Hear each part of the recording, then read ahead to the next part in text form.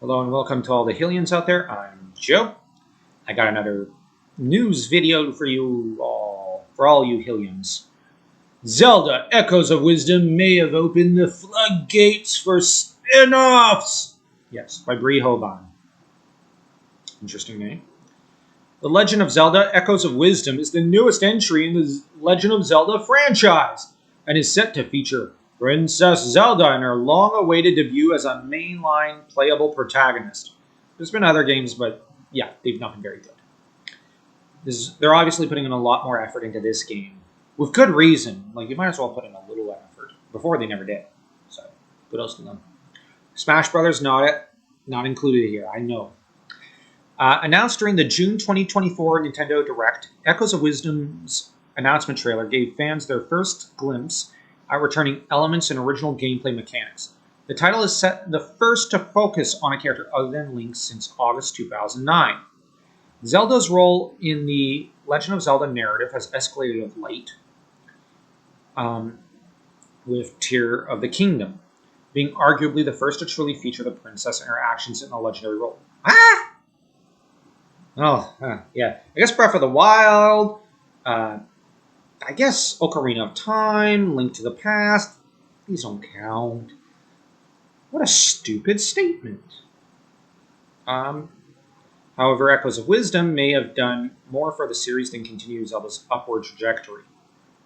May have opened the floodgates for the next generation of spin-offs. These imitations called Echoes. Yeah, we already studied the gameplay. The late 2000s saw the release of a Tingle spin-off series. Yeah, we don't talk about Tingle series. We don't talk about that. Sorry. Tingle, yeah, no one talks about it. No one wants to talk about it. Dating back to 1996 dual release of Link, The Faces of Evil, and Zelda, The Wand of Gamillion. In the modern era alone, the franchise has successfully released multiple Hyrule Warrior titles. Yeah, except that the second one was terrible. The first one was awesome. Great game. Featuring what-if scenarios across the modern timeline and the rhythm-based cadence of Hyrule. However, only once before has a spin-off title been centered around a character entirely separate from Link and Zelda's adventures. What's more, the title gave rise to a series of spin-offs featuring Tingle. Shame on the House of Nintendo for even permitting that. They should have strung up the bozo who proposed it outside and told him, don't ever come back here, you'll never work this town again. And then hung him by his feet. Or had him escorted out the Cersei style. Shame! Shame! Because it's that bad. Tingle is not main character worthy. Worst character ever. The self-proclaimed... Yeah, I'm skipping a little because...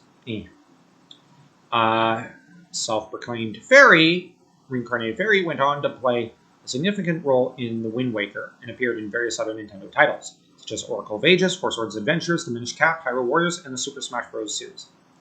In 2006, the character starred in his own spin-off titled Freshly Picked Tingles. Yeah, okay, I'm going to skip there because... Ew. No. Echoes of Wisdom is the first Zelda title to feature a non-Link protagonist since the final Tingle game. Should Echoes of Wisdom prove successful both critically and commercially, Nintendo could revisit its concept of a spin-off series for popular characters from Breath of the Wild and Tears of the Kingdom. Okay, but how about some of the earlier games? Ortzia, Lana, Linkle. Why not spin-off games for them? I mean, they're really good characters. A lot better than any of them in Breath of the Wild and Tears of the Kingdom. Well, actually, the Gerudo are pretty good in the Breath of the Wild timeline. I will admit, they're pretty good. Like, the world building is really well done. So, okay, a Gerudo game would be nice.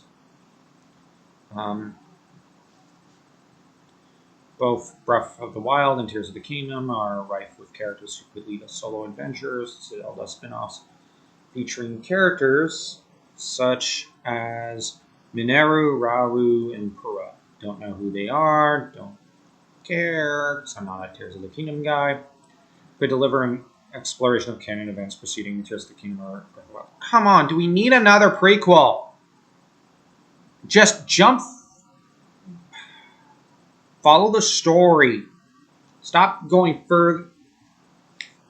We already had Hyrule Warriors as a series derailed for Hyrule Warriors 2 to have a prequel to Breath of the Wild. Can we just have a sequel? Let's stop going...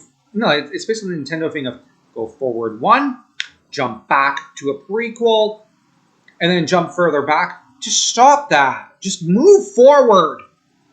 Why does the timeline have to go like this when it could just go like this? It gets annoying after a while. And boring. And boring. And did I say boring? I'm really tired of it. It's fine with the 3 timelines to an extent, exploring them all throughout their histories. I don't mind that. I don't mind exploring the pre-Ocarina of Time era. That is really interesting stuff with 4 Swords, with even the Skyward Sword. I thought the lore in all these games was really good. But I'm sick to death of, just with the Breath of the Wild timeline, which I consider a separate timeline, going forward, back, and, well, actually, it was technically, it went back, then forward, then back. It's not going to go back. No, just, come on. You went back one, you derailed the Hyrule Warriors series, which I'm not fond of, because I liked the first Hyrule Warriors game. I wanted to see a sequel to that. And then I wanted it to jump forward. It did with Tears of the Kingdom, but I don't want it to jump back again. No, instead, can we explore the other timelines again? Because, honestly, we could use more fleshing out of the Fallen timeline in particular and the Child timeline. And I guess also the Adult timeline, because it'd be neat to revisit that. But anyways. So I have to admit, I missed the 3 timelines. Based on Hestu. Who the hell is that? Deliver a jovial, non-canon break from the action. Should remain hopeful that the title can do the princess justice. Should it prove successful, the stage is set for other supporting characters to get a potential shot at the spotlight in the series' near future. Okay. Actually, I'm going to ask you guys, what character should lead a game after Echoes of Wisdom? And why do you think it should be Link or Tia? Like, why? I'm genuinely asking that. And wishing you all the very best today, because I don't have much more to add. So don't forget to smash that like, that subscribe button, and to check out my book, Crown of Blood, and my Substack for a myriad of Zelda essays. So until next time, toodles.